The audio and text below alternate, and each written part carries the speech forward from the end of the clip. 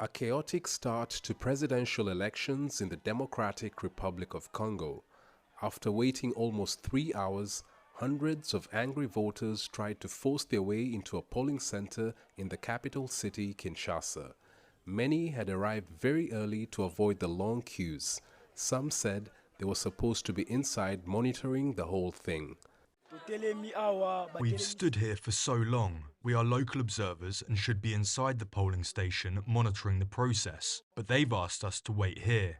I don't know what is going on.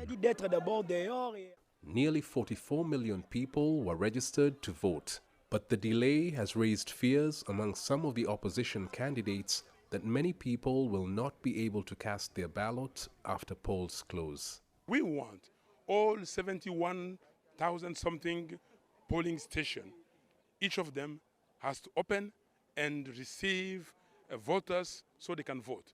If we don't have all of them, we don't consider these elections.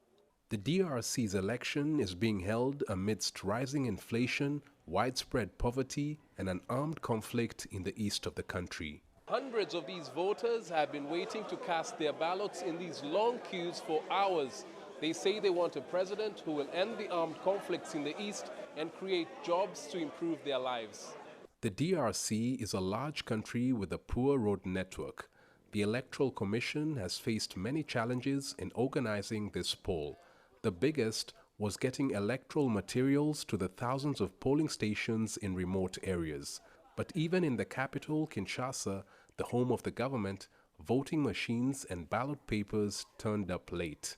People want to vote, they have expectations at the end of this day, and I just believe that the Electoral Commission will activate all that is needed so that the Congolese people can vote properly in peace.